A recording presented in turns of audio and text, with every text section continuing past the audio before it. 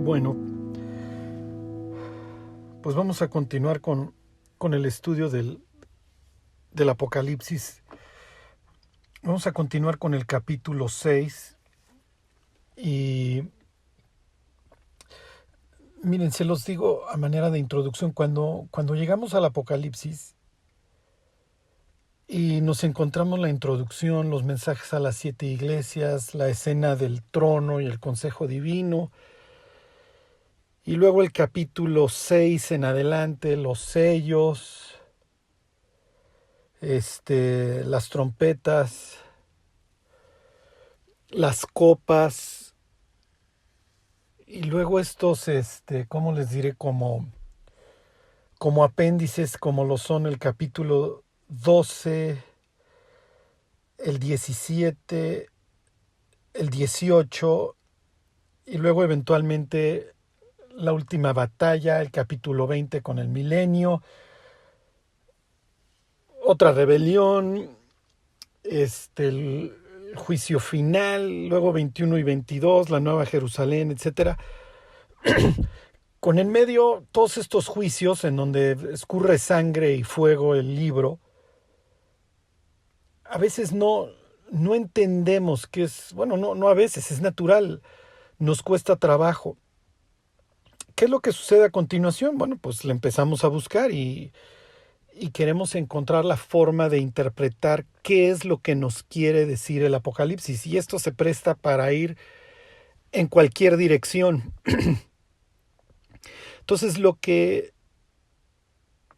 quiero es que nos transformemos por un rato en un Efesio. Por eso les decía yo la última vez, vamos a convertirnos en Trófimo.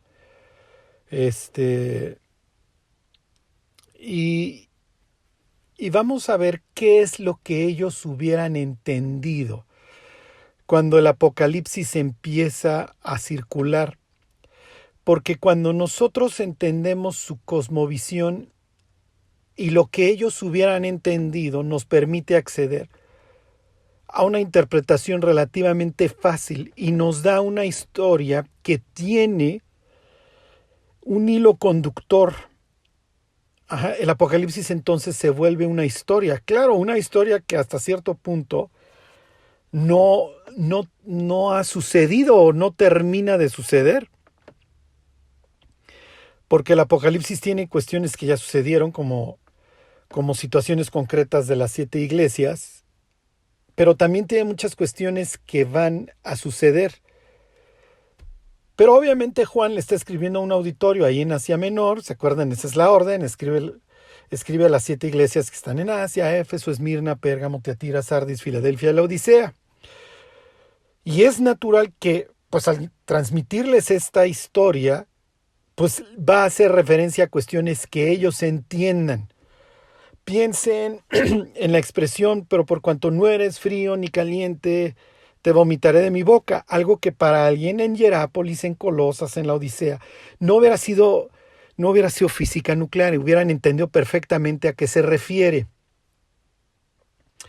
Ok, el que venciere lo haré columna en el templo de mi Dios. Ok, para alguien en Filadelfia lo entiende, porque la ciudad está llena de columnas tiradas por todas partes. Ok, porque les fue mal durante el terremoto. Ok, o cuando Jesús le dice a los laodicenses que necesitan colirio, que compren oro refinado en fuego, que se vistan. ¿Se acuerdan que la Odisea es famosa precisamente por sus bancos, por su producción de lana y por el colirio? ¿Okay? Entonces, Dios está usando cosas del momento para que las personas puedan entender perfectamente cuál es el mensaje. Y en el caso de la Odisea se está burlando de ellos. ¿Ok? O sea, es claro. La Biblia, ¿se acuerdan? Está llena de todas estas polémicas. A ver, tú, egipcio, adoras a Heket, a esta diosa rana. Bueno, pues ahí te van ranas. Tú adoras a las reses. Bueno, pues mato a tu ganado. Tú adoras al sol. Bueno, pues no vas a tener tinieblas. en la literatura ugarítica, a ver, Baal es el jinete o el que cabalga sobre las nubes. Bueno, pues no. El que cabalga sobre las nubes, el que pone en las nubes por su carroza, es Jehová. ¿Ok? Ahorita les enseño un salmo, el Salmo 89. ¿Quién como tú, oh Jehová? ¿Y qué es lo que van a preguntar en el futuro las personas? ¿Quién como la bestia? ¿Ok? Entonces tenemos esta lucha entre dioses. ¿Qué es lo que sucede? Que en un mundo cada día más ecuménico, las personas ya no sacan el pecho por su Dios, ya es simplemente, pues tú crees en esto, yo creo en aquello, y pues lo tuyo es igual de válido que lo mío. El Apocalipsis tendría una visión total y perfectamente contraria a eso. Ajá. Estudios contra el mío, y se van a dar hasta con la cubeta. Y tomen sus lugares, muchachos. No puede ser frío ni caliente. O estás conmigo o estás contra mí. Y eso permea toda la historia del Apocalipsis, porque estás hablando de una batalla, estás hablando de vencidos y derrotados. Ahorita lo vemos. El jinete del caballo blanco sale ¿para qué? ¿Qué es lo que dice Apocalipsis 6? Sale venciendo y para vencer. Nos estamos dando de trancazos. ¿Ok? Piensen en los deportistas aguerridos y por lo general exitosos. Estaba yo viendo la otra vez un documental acerca de la vida de este ciclista de Lance Armstrong. Y dentro de las cosas que se queja es que le chocaba llegar a las competencias y ver que se estuvieran saludando unos a otros los ciclistas de diversos equipos. Y entonces dice, a ver, enseñen su odio, enseñen su rivalidad. No lo dice en mal plan, pero esa es la idea. La otra vez entrevistaban a un golfista y se da cuenta que él va perdiendo, pero él va un hoyo atrás de los de enfrente, y los de enfrente son dos golfistas famosos, que se van felicitando mutuamente y dice, ya aparece este par de babosos, este par de payasos, no estoy usando palabras textuales, lo estoy parafraseando, que se van felicitando, ay sí, muy bien. Y entonces dice que eso es lo que en los últimos 9 hoyos lo encendió y lo llevó a ganar un campeonato mayor. Y entonces dice, si tú vas compitiendo contra mí, yo no te voy a ir felicitando por los buenos tiros que hagas. Yo estoy aquí para ganarte. Esa es la mentalidad del Apocalipsis. ¿Ok? Es una mentalidad en donde tú tienes tu Dios, yo tengo el mío. Y vamos a ver de qué cuero salen más correas. ¿Ok? Yo le apuesto a Jehová, yo le apuesto a Jesús de Nazaret. ¿Tú a quién le apuestas? No, pues yo le apuesto a X, yo le apuesto a Y. Bueno, pues vamos a darnos de trancazos. En medio, y esto es típico de los combates míticos, en medio tienes seres celestiales, ¿ok? Tienes dioses que se alinean, ¿ok? Con uno o con otro de los contendientes. Pues lo que vimos capítulo 4 y 5 del Apocalipsis. Tienes el consejo divino y los tienes a los querubines adorando a Dios, ¿con qué? Adorando a Dios con arpas. Esto es muy importante, ¿ok? No es casualidad que se empleen las arpas aquí, ¿ok? Tiene un efecto, obviamente, la idea es polémico, ¿ok? De contienda. Ahorita lo vemos. ¿Ok? Y entonces yo tomo lugar con este Dios y a este Dios yo lo llamo vencedor. ¿Ok? Y hay otros que toman su lugar con otro Dios o con un contrincante. ¿Ok? Y ese contrincante nosotros entendemos que arrastra o que tiene también de su lado seres que forman parte de su equipo. ¿Ok? Esto es típico.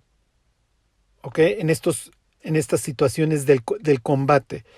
Baal o Marduk se presentan frente a un consejo de dioses. En este caso, me refiero concretamente a Marduk. Marduk se presenta en el consejo y él dice, yo voy a vencer a Tiamnat y eso tiene que provocar, o si yo venzo a esta dragona, que yo voy a ser el jefe de todo el consejo de los dioses.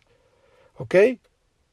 ¿Qué sucede en capítulo 4 y 5? No hay nadie digno de abrir el libro y de desatar sus sellos hasta que se presenta ¿quién? Un vencedor. ¿Ok? El león de Judá ha vencido. ¿Y qué es lo que qué es lo que sigue a continuación? Bueno, pues van a aparecer dragones y monstruos por todos lados en esta historia.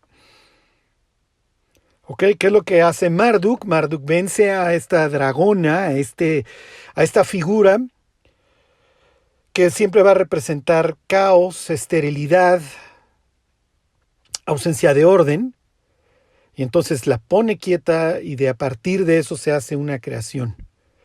¿Ok? En el caso bíblico se reparte a los moradores, se hace un banquete, es lo que diría el Salmo, ¿ok? El Salmo 74. ¿Qué es lo que tienes en el Apocalipsis? Tienes una lucha contra un dragón que sube del abismo, ¿ok? Contra una bestia que sube del abismo y que lucha contra quién? Contra los partidarios del Cordero y los mata y los vence. ¿Ok? Y los partidarios del Cordero están pidiendo justicia, es lo que dice el quinto sello. Cuando abrió el quinto sello, vi bajo el altar a los que habían sido muertos por causa de la palabra de Dios y por el testimonio que tenían, y clamaban a gran voz diciendo: ¿hasta cuándo, Señor santo y verdadero, no juzgas y venga nuestra sangre en los que moran en la tierra? ¿Por qué? Porque nosotros nos pusimos de tu lado. ¿Ok? Y así nos fue. ¿Y qué sucede? ¿Cuál es la respuesta? Y se les dieron vestiduras blancas y se les dijo que esperasen todavía un poco de tiempo hasta que se completara el número de sus hermanos y sus consiervos. Entonces Dios se presenta como el que va a vencer a todas estas fuerzas del mal que se le oponen, representadas en dragones, ¿ok? En monstruos con varias cabezas y varios cuernos, estos símbolos de poder, ¿ok? Y bestias que suben ¿de dónde? Que suben del mar, que suben del abismo, ¿ok? Entonces, no es bonito lo que viene. Por eso cuando les empezaba yo a explicar capítulo 6, lo que viene es una masacre. ¿Ok? Lo que viene es una persecución espantosa para todos los creyentes.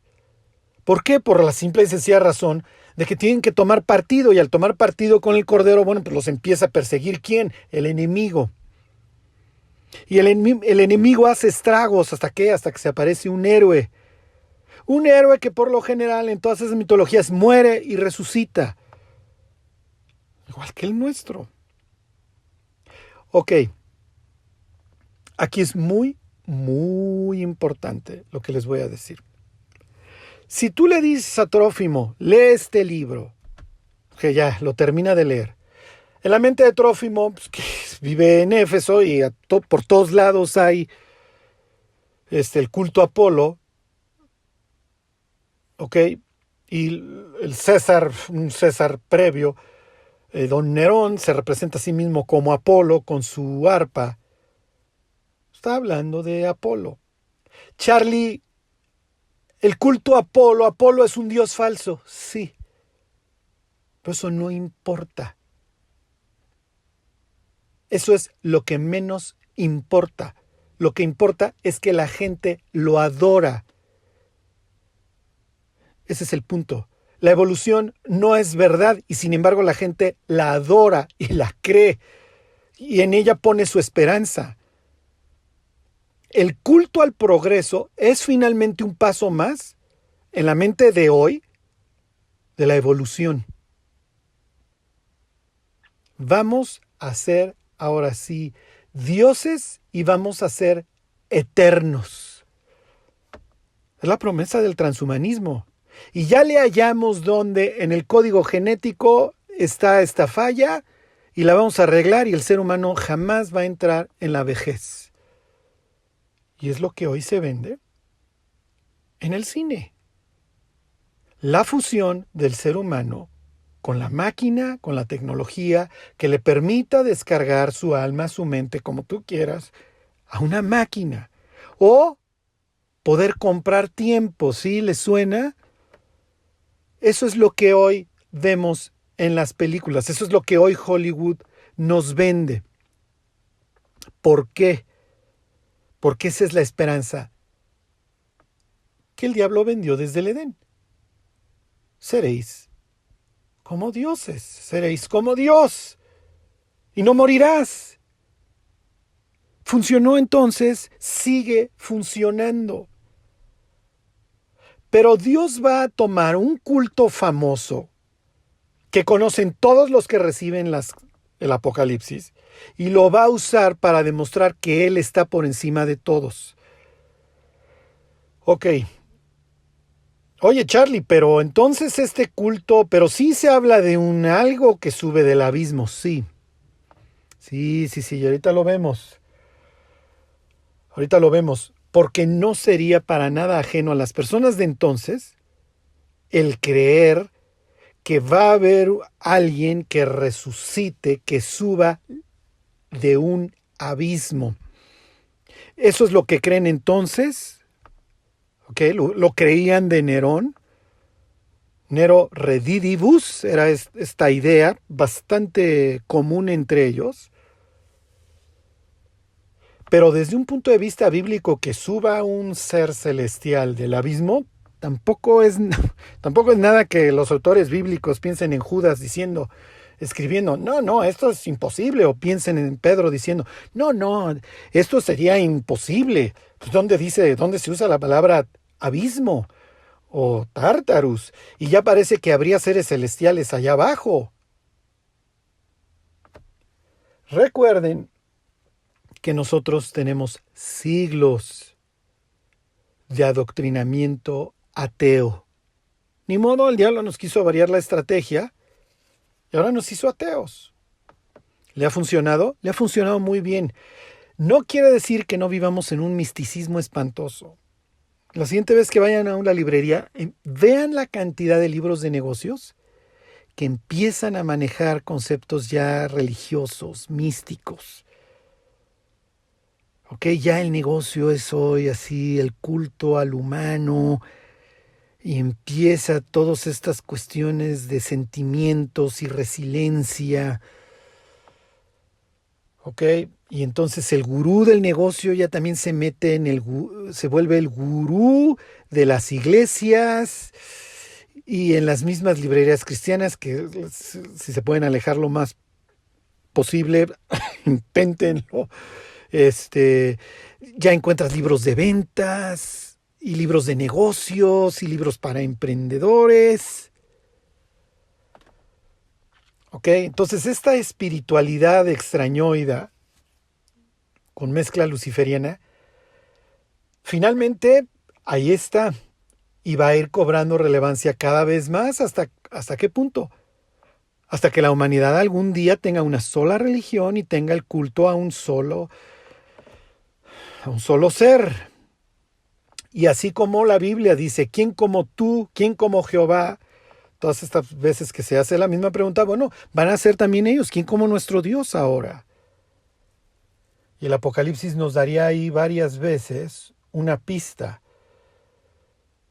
La bestia que has visto era y no es, y está para subir del abismo. Que yo espero que ya estén uniendo puntitos del Génesis, ok, de Segunda de Pedro y de Judas. Pero bueno, entonces quiero que les quede claro que meterse en el cerebro de las personas que reciben la revelación ayuda mucho. Como dice un historiador bíblico, la Biblia está escrita para nosotros, pero no a nosotros. ¿Ok? Si yo no tengo amor, soy como címbalo que retiñe, bla, bla, bla. Para los corintios esto no es nada extraño. ¿Ok? Es algo que sería bastante común. Vuelvo al ejemplo de Trófimo. A Pablo le achacan que metió a Trófimo hasta el templo, que violó la pared intermedia de separación. ¿Por qué le habrá escrito Pablo a los Efesios que Dios quitó la pared intermedia de separación? Qué extraño, qué raro. Pues Trófimo alzaría el dedo y diría, fui yo, muchachos. Yo fui el que causó todo este desastre. Entonces, es natural que haya toda esta asociación, ¿sí? Este, bueno, eh, me quedé pensando en en los tiempos entre la carta a los Efesios y Trófimo. Pero bueno, este, ¿qué otro ejemplo les puedo dar? Piensen que el Apocalipsis dijera a las 7 iglesias que están en Asia, yo juzgaré a este dios guerrero Huitzilopochtli. ¿Le hubiera hecho sentido a los efesios? Es natural, ¿no? Pues es una deidad azteca. Explícanos qué es Mesoamérica. Explícame quiénes son los aztecas y luego ya. Entonces yo espero que se entienda. Dios va a usar a Apolo para hablarle a los efesios. ¿Ok? Y esta polémica contra este Dios arquero y portador de la luz y portador de la profecía, que se asocia casualmente con las langostas, qué extraño, pues era lo único que nos faltaba, y que tiene inscripciones en el muslo. Uh-huh. Esta polémica la usa Dios para decir, yo estoy por encima del Dios local o del Dios que adoran todos. Ok, piensa, ¿cuál es el Dios local para ti? ¿A quién adoran las personas a tu alrededor? ¿Qué diría el Apocalipsis? ¿O qué pensarías? ¿O cuál es la idea que te estaría transmitiendo Juan a ti hoy en el siglo XXI? Ok, si tú vives en Europa, que la evolución, el progreso, el humanismo, la civilización, el orden, las carreteras bonitas, etcétera, le sacan el pecho a Dios y dicen, tu Dios, ya parece que nosotros necesitamos esta idea arcaica de Dios. Bueno, Apolo es el Dios de la civilización y del orden. Apolo es el Dios de la victoria que trae la paz, que trae la era dorada. Les pongo un ejemplo. Dios y Apolo se la traen de muchísimos años. Cuando Necao mata a Josías, ¿se acuerdan? ¿A quién creen que le dio las gracias y a quién creen que fue a alabar? El último rey piadoso, el que ama la Biblia, el que se rasga las vestiduras cuando le leen Deuteronomio 28 y otros pasajes similares, Levítico 26, es muerto por un rey gentil que luego va y adora a Apolo, al dios arquero. Oh, ¿y cómo murió Josías? Qué extraño. Ok, les hago un poco de historia. Les recomiendo a los que les guste la historia. La República Romana ya se empieza a tambalear desde Julio César. A Julio César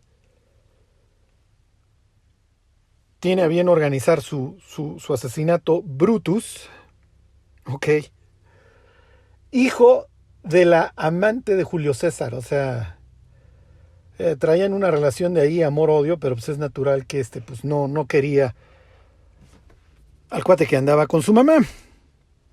Y entonces a Julio César lo matan y esto trae un desastre, ok, y Roma entra ahí en una convulsión y hasta que eventualmente la disputa por la hegemonía en Roma tiene lugar entre Marco Antonio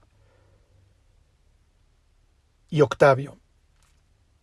Y en una batalla, se llama la batalla de Actium, la batalla de Accio, acaba ganando Octavio.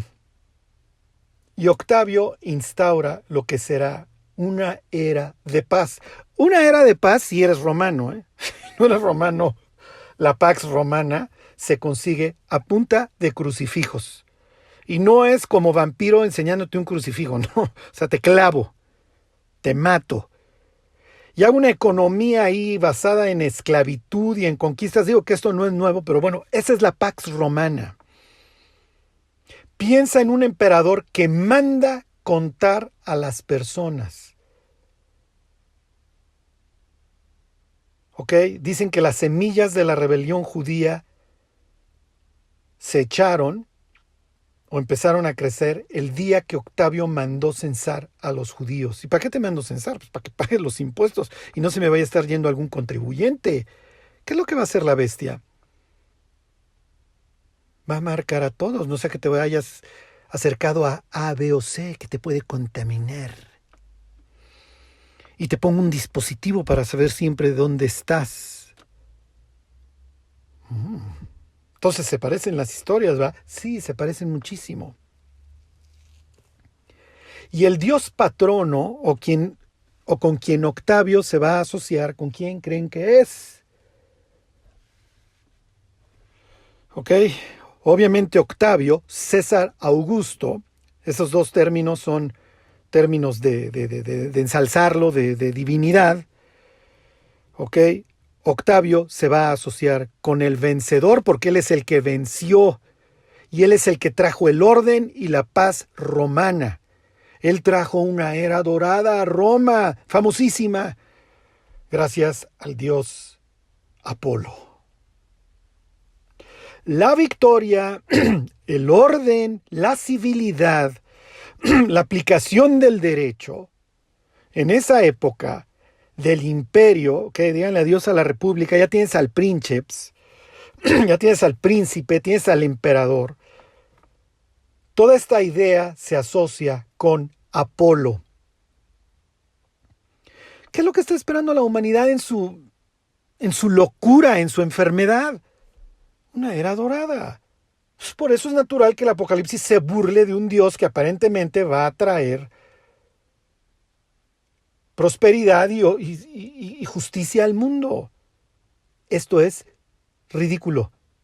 Pero la humanidad cree en su culto al humanismo, y léanse los libros estos de animales a dioses, de Yuval Noah Harari, traen la idea guajira estos profetas, estos portavoces modernos de Don Apolo, que lo mejor para la humanidad está por venir.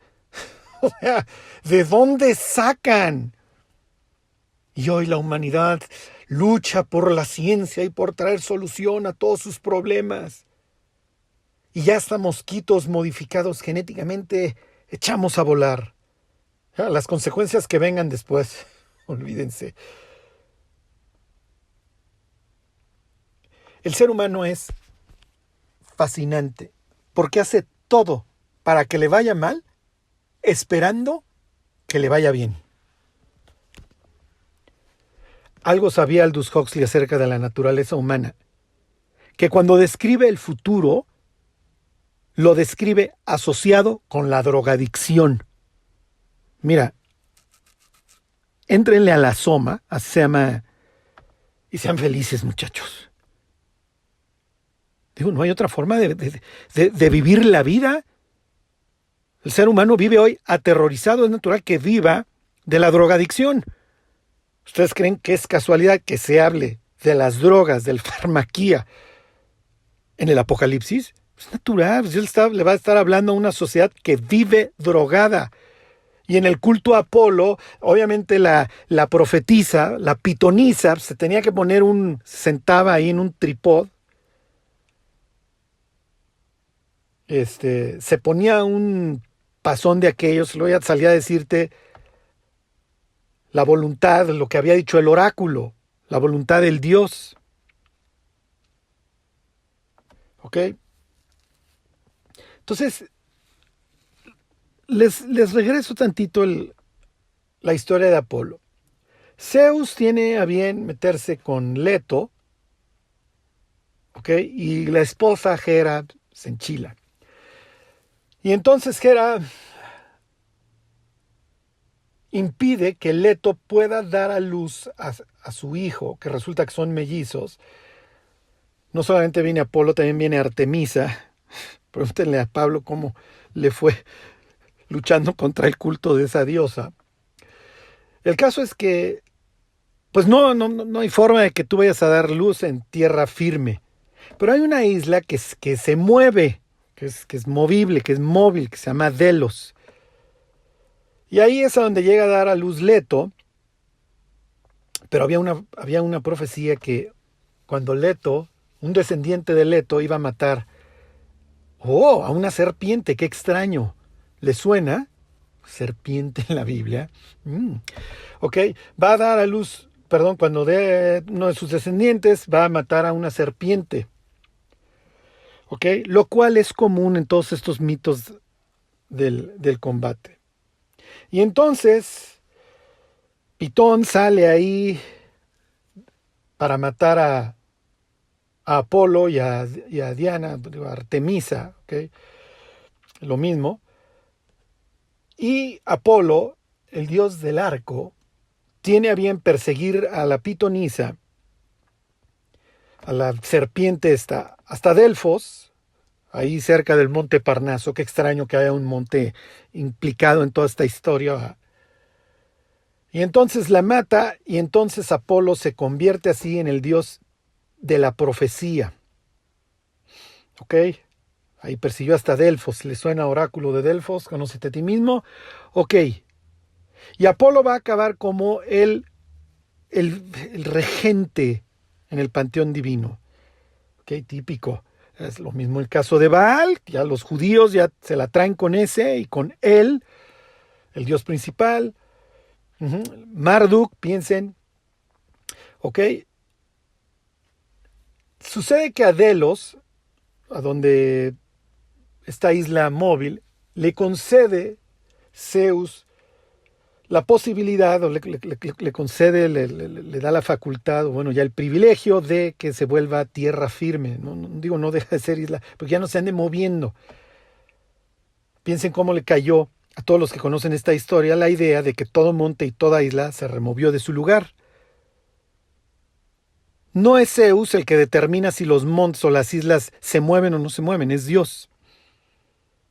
Y con la novedad de que la corona, ¿se acuerdan? Les conté la historia de la corona, de Apolo cuando persigue a Dafne, etcétera, etcétera, y se convierte en un laurel, etcétera.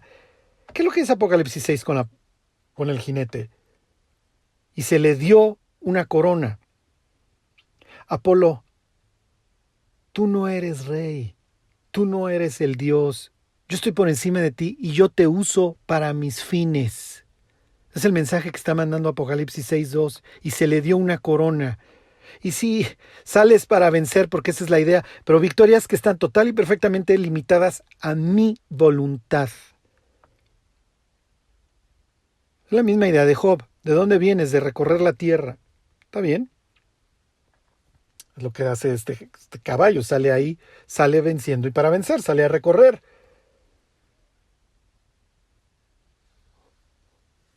Ok. Oye, ¿has considerado a mi siervo Job? Bla, bla, bla. Sí, pero bla, bla, bla, bla, bla, bla, bla, bla, bla. Y empieza el pleito ahí dentro del consejo divino. Ok, puedes hacer A, B y C, pues no puedes hacer D. Ok, puedes hacer A, B, C y D, pues no puedes hacer E. Todo está limitado. Y yo te uso para mis propios fines. Y la vida de Job no va a ser la misma después de la prueba. ¿Se entiende? En pocas palabras, si me está escuchando algún calvinista, bueno, está con los pompones echando de brincos, diciendo, sí es cierto, Dios es soberano, Dios es soberano. Sí, el Apocalipsis lo dice con mucho mejor estilo de lo que lo pudo haber dicho Calvino. Y lo que emplea es una historia. ¿Ok? Obviamente, el Apocalipsis no es simplemente una polémica, tiene muchísimas cosas más. Lo que quiero que entiendan es cómo Dios emplea esto y quién es el jinete en el caballo blanco. ¿Por qué? Porque en Apocalipsis 19 nos encontramos a otro jinete también en un caballo blanco. ¿Son el mismo? No. Nuevamente Dios usa la polémica. El verdadero vencedor es Cristo. ¿Ok? Quiero que les quede muy claro la idea esta de Octavio, que es presentado como el vencedor y el que trae la paz cuyo dios patrono, o a quien él adora principalmente, su dios jefe, es Apolo, bajo el reinado de quien nace Jesús. Bajo el reinado de Octavio, que adora a Apolo. Ok. ¿Dónde nace Jesús? No, pues Jesús nace en una cueva ahí, a donde guardaban los animales, donde hay excrementos, donde hay olores. ¿Dónde vive Octavio? Octavio vive en la ciudad de los 7 montes, en Roma, con su traje púrpura, con su capa púrpura, que indica toda su dignidad y su divinidad. Ok. ¿Ustedes creen que es casualidad que Jesús nace bajo el dominio de Octavio? Cuando vino el tiempo establecido, dice Gálatas. ¿Por qué Jesús decidiste nacer bajo Octavio? Es un choque de trenes.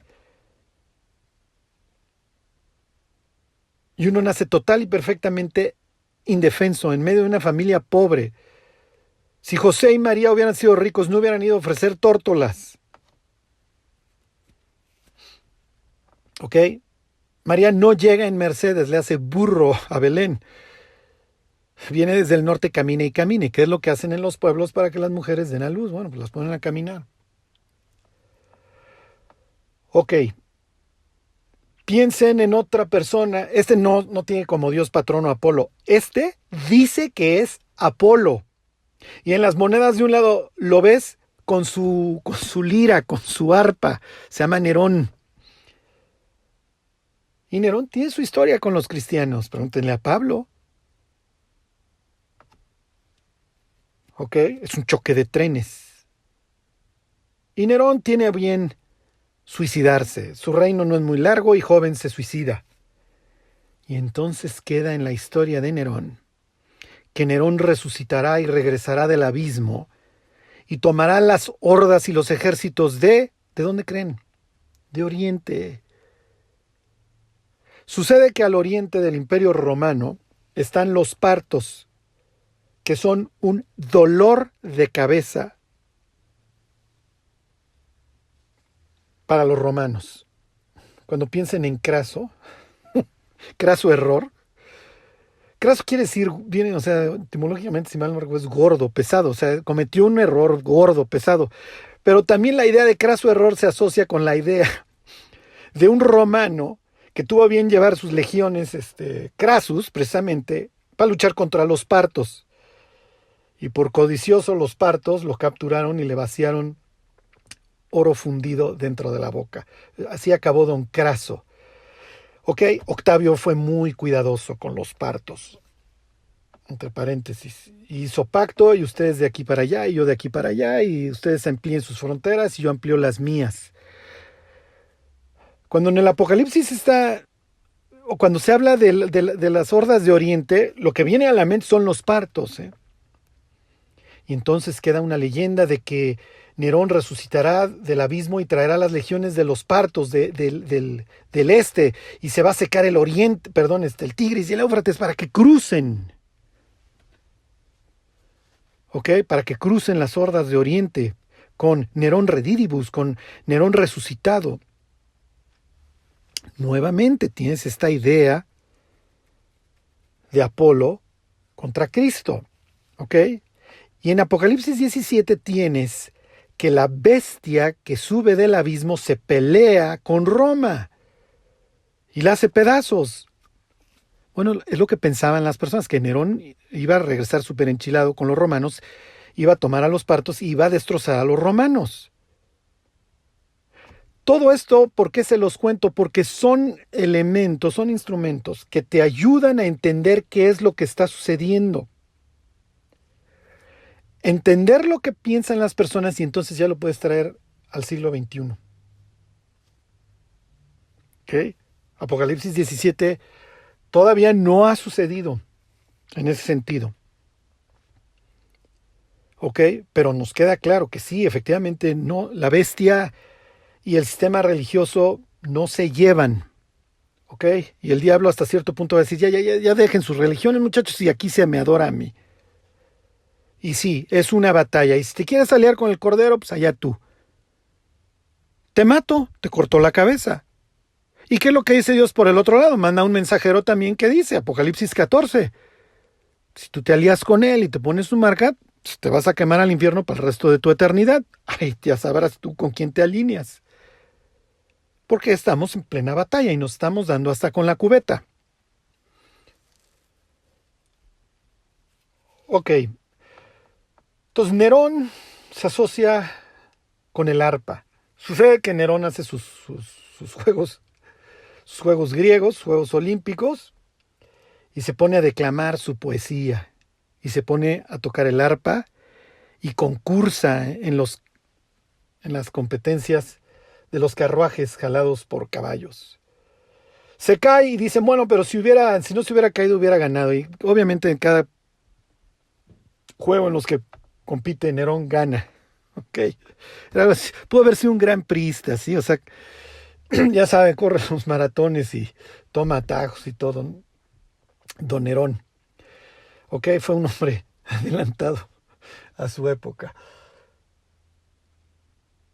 Entonces, les pongo estos ejemplos para que ustedes vean cómo Apolo y los emperadores que lo aman y lo siguen se asocian con él. ¿A través de qué? A través de la poesía, de la profecía, del arco.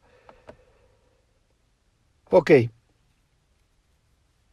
Apolo, al ser el principal en el panteón romano, obviamente como el regente, el hijo de Zeus, él es el portador de la vox magna, dirían. ¿Y qué es lo que dice Apocalipsis 1? Y les pongo todos estos ejemplos para que ustedes vayan viendo esta idea de la oposición y cómo Dios dice, yo estoy por encima. Y aquí nos vamos a tardar un poco porque vamos a ver todo este concepto de Isaías 27, Isaías 51, Salmo 74, cómo se traslada al Apocalipsis. Pero bueno, piensen en esta forma en la que Dios se burla de Apolo. Apolo es el portador de la voz del Dios. ¿Y qué dice Apocalipsis 1? La revelación de Jesucristo que Dios le dio para manifestar a sus siervos las cosas que deben suceder pronto. Bla, bla, bla. ¿Quién es el que porta la voz de Dios? No es Apolo, es Jesús. Ok, tú, gran Apolo, Dios de la gloriosa luz. ¿Dios de la gloriosa luz? ¿Qué dice Apocalipsis 1 acerca de Jesús? Su rostro. ¿Cómo es su rostro? Resplandeciente como el sol cuando sale en su fuerza. Que me volví para ver la voz que hablaba conmigo y vuelto, que vi 7 candelabros. Tú no eres el portador de la luz, Apolo. Son mis iglesias. Ok, entonces la luz tiene algo que ver. Claro que tiene algo que ver. ¿Y qué es lo que sucede luego? El sol se oscurece. Y la luna, la hermanita, le hace Diana, porque la luna, Diana o Artemisa va a quedar asociada con la luna, se vuelve como sangre. Y el sol se vuelve como tela de silicio. Adiós. Y ya veremos también todo esto que implica el caos cósmico, etc. ¿Y qué dice más adelante la Biblia acerca del sol? El sol es herido y la luna es herida y los astros son heridos para que la tercera parte de ellos no iluminen. Y luego el sol. Ya no hay necesidad del sol. Ya, adiós, ya, tú Dios, tú sol invictus, adiós. Adiós, Helios. No hay necesidad de lumbrera porque el cordero es la lumbrera. ¿Y el reino de la bestia qué? El reino de la bestia se cubre de tinieblas y muerden de dolor sus lenguas en esas tinieblas. ¿Y dónde está Apolo para que los ilumine? No está. Apolo acaba en un lago de fuego que arde con azufre. ¿Y cómo es el humo del azufre? Es denso y oscuro y apestoso. Ahí acabas, Apolo. Ahí acaba todos tus conceptos de evolución y de iluminación y de una era dorada. Adiós. Adiós tus sueños de grandeza, ya los aplastó Cristo. Adiós a una humanidad blasfema y rebelde y todos sus proyectos humanísticos de tecnología y del transhumanismo y de la fusión. Hablarle de Cristo hoy a un intelectual en una universidad famosa en el mundo, en el primer mundo, es hablarle de una barbaridad. Es un del paleolítico, eres un retrógrada, ya parece, tú y tus ideas de Cristo, en un mundo posmoderno y poscristiano. Y el Apocalipsis dice, pues yo me río, el que está en los cielos se reirá. Es lo que dice Salmo 2, que tiene a bien citar Apocalipsis 2 y Apocalipsis 19. Yo no sé ustedes, pero a mí me alienta muchísimo saber que mi Dios gana al final y que mi Dios se burla de los otros dioses y los considera nada. Y que toda la astucia y la sabiduría de los hombres es aplastada en 5 segundos. Ahí está el Apolo representado por el sol. Y lo representaban con 7 rayos saliendo de su frente. ¿Te suena? ¿Has visto uno de esos en alguna ciudad famosa gringa? Portando la luz, con la ley y el orden en su mano, que va a traer la verdadera libertad. Oye, Charlie, pero yo pensaba que era de la libertad. Sí, tenemos este culto al progreso, todos participamos de él.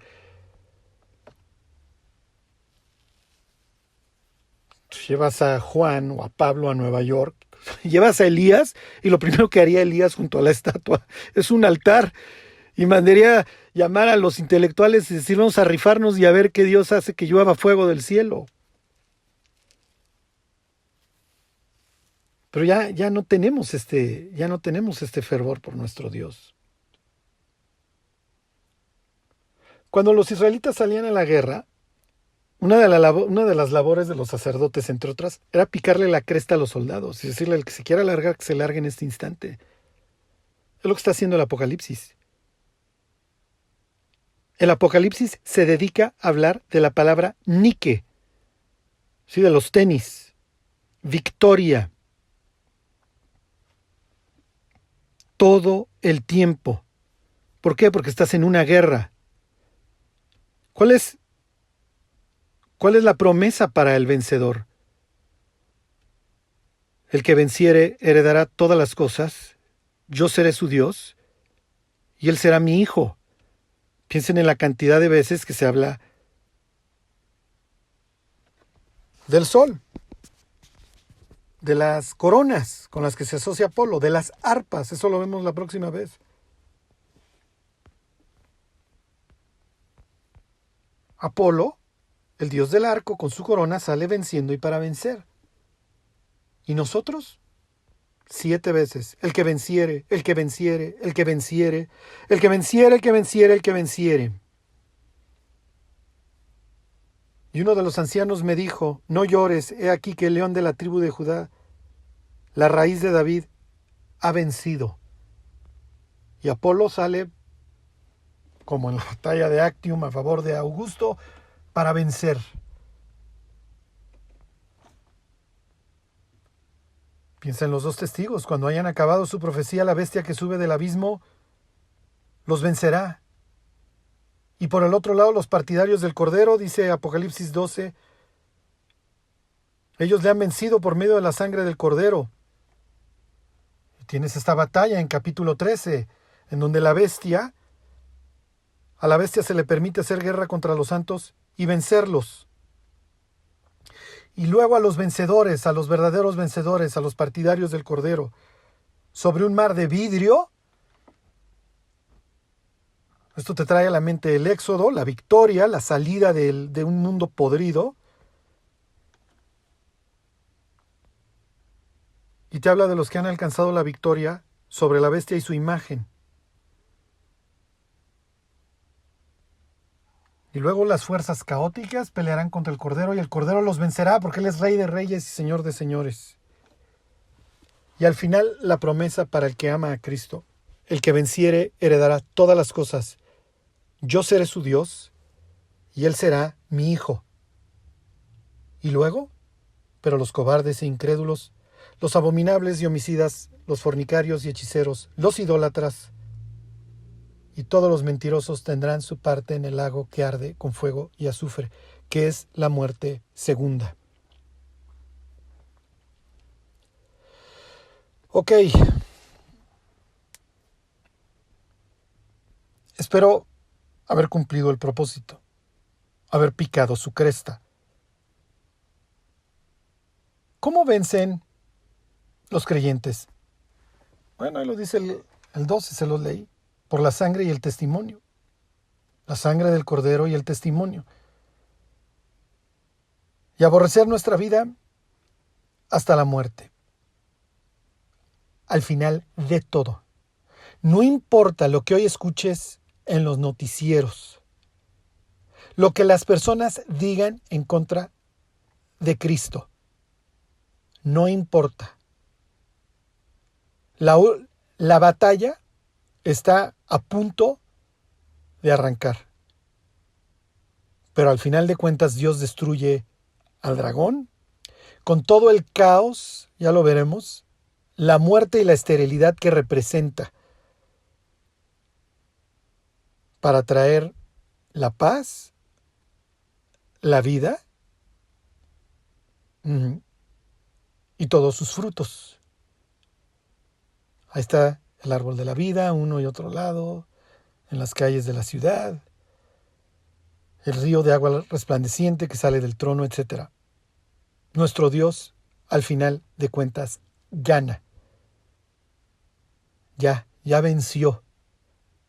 Y regresa para aplastar a todas estas fuerzas del mal con todos sus partidarios. No importa lo que hagan, o presuman, o digan. Al final de cuentas, estar del lado de Cristo es estar del lado correcto. Mientras, invitar a las personas a que dejen su alianza explícita o tácita con las tinieblas